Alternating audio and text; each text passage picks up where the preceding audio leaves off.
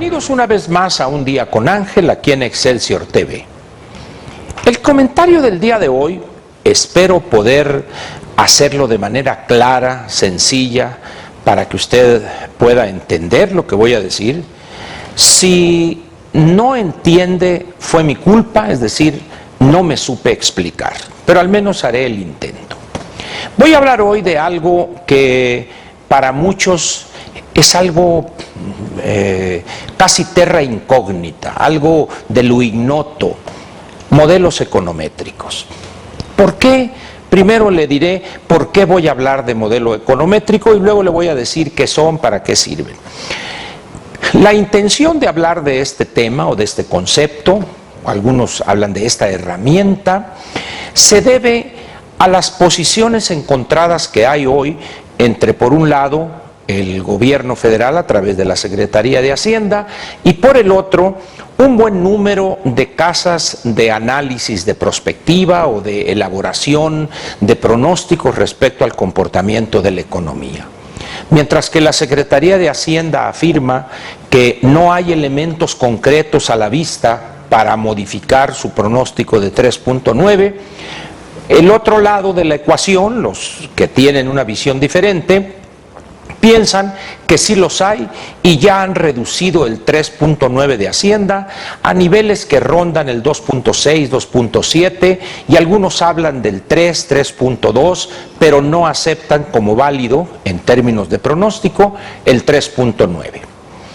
Para tratar de aclarar ese 3.9 y un 2.6, 2.7, veamos rápidamente esto de modelo econométrico. La economía, dicen muchos, no es una ciencia, por la imposibilidad que se tiene de la experimentación. Usted no puede en un laboratorio replicar la economía de un país y hacer pruebas y extraer conclusiones. Es evidente que no es una ciencia natural como sería la física, la biología, la química, pero al final de cuentas, para otros, la economía es una ciencia. Si bien dicen no es una ciencia exacta, pero ciencia al fin. Dejémoslos en sus discusiones si es o no, pero hay un hecho que no puede usted realizar en el laboratorio: experimentos económicos. De ahí que se requiere una herramienta para simular el comportamiento de algunas variables económicas.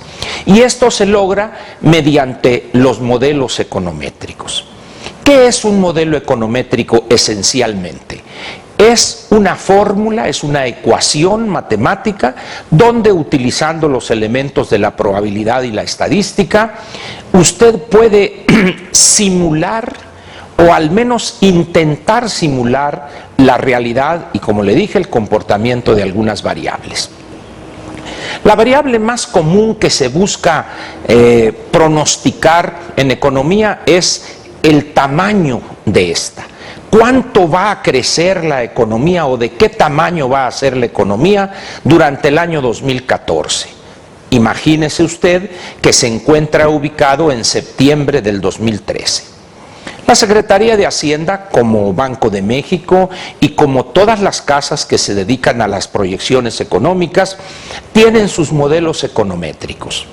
Estas fórmulas incluyen una cantidad de variables que puede ser muy grande esa cantidad o puede ser muy pequeña dependiendo de la complejidad, dependiendo de la capacidad que tenga usted en términos de talento humano, doctores en economía, en matemáticas, en estadística, etc.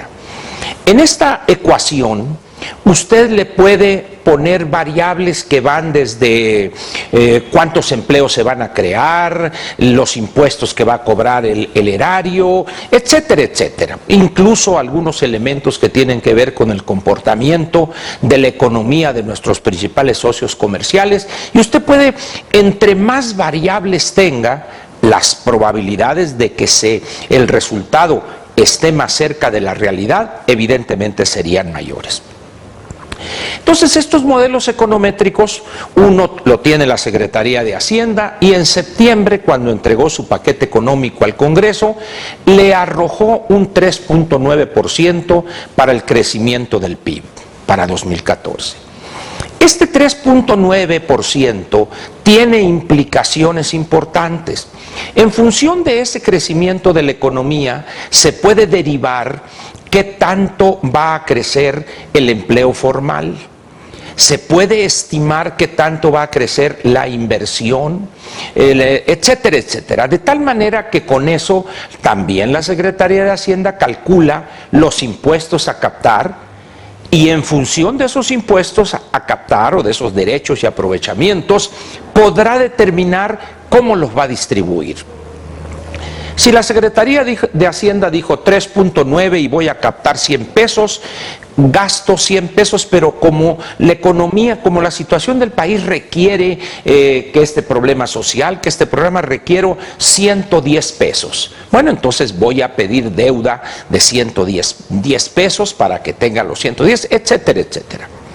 Sin embargo, la contraparte, las casas de análisis y desarrollo o elaboración de pronósticos económicos dicen no, porque los números que tenemos en el para fin de año, recuerda usted que Hacienda el año pasado, el 2013, tuvo que recortar su pronóstico de 3.5 4 veces hasta llevarlo a 1.3 y al final quedó en 1.1. Con este 1.1 es que estas casas de desarrollo de prospectiva y análisis económico hacen sus propias proyecciones para el 2014. No se olvide usted que cuando Hacienda elaboró su 3.9 estaban en el mes de agosto. Faltaban todavía 4 meses para que terminara el año. En cambio, las casas que hoy dicen 2.6, 2.7, tienen la ventaja sobre Hacienda porque ya vivieron los últimos 4 meses del 2013 y los primeros 2 de este año. En esas condiciones, pues, estamos los agentes económicos privados y los ciudadanos o la población, estamos en el medio.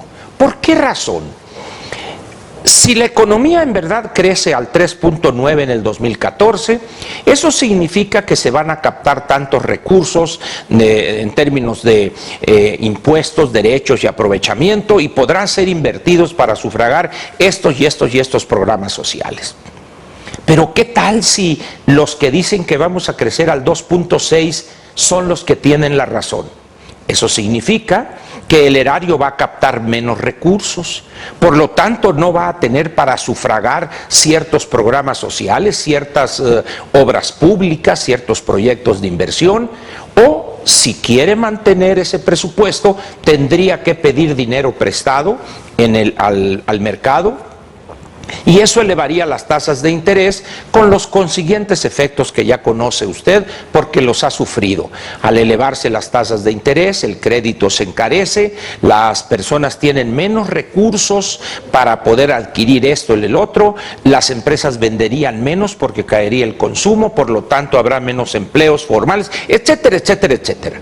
De ahí que para los que estamos aquí en el medio sea importante ir conociendo los ajustes en función de las nuevas condiciones que se crean en la economía.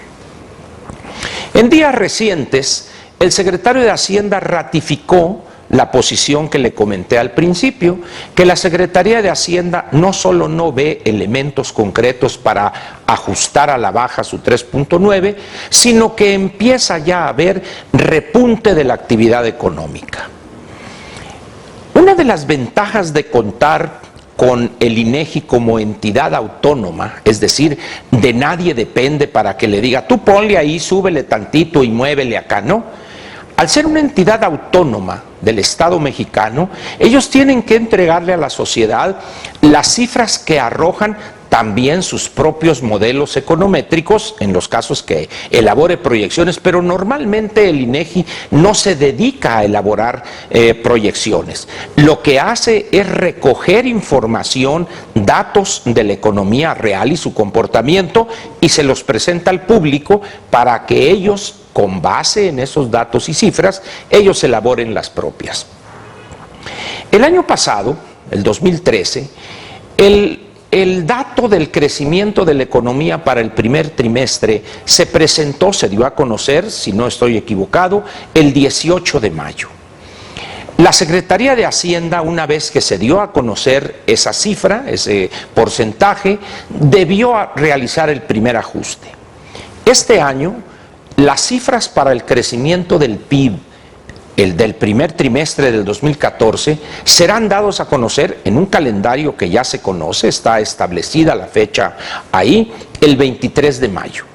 Falta escasamente poco menos de un mes para que conozcamos esa cifra. En función de ese dato que nos va a dar a conocer el INEGI el 23 de mayo, estaríamos en posibilidades, ahora sí, con mayores elementos de juicio, elaborar un pronóstico del crecimiento de la economía para el 2014.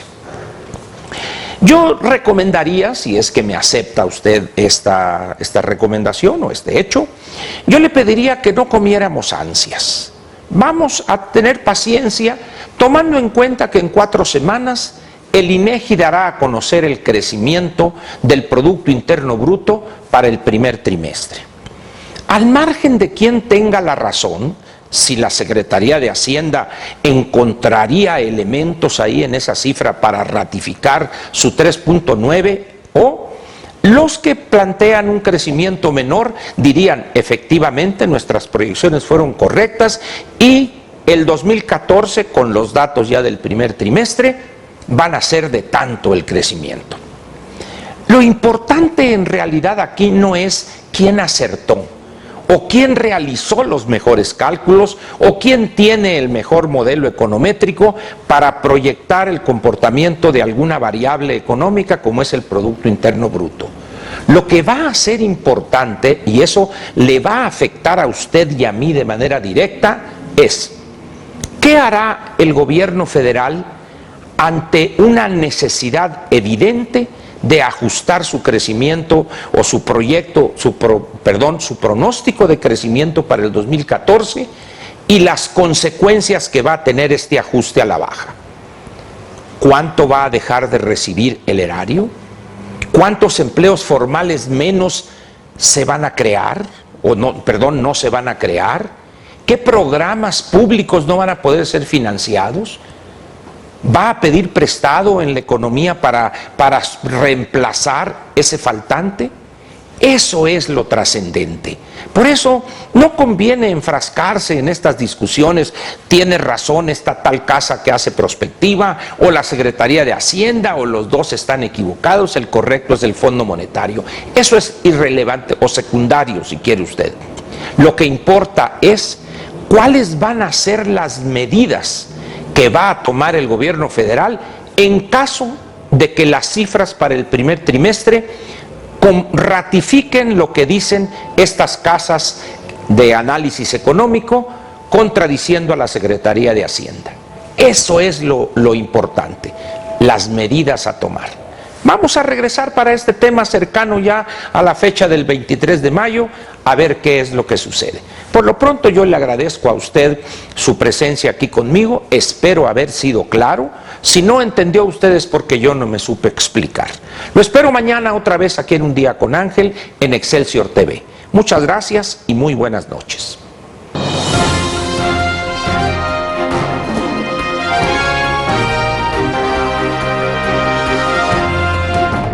Te invitamos a seguir cuestionando la información con los siguientes videos.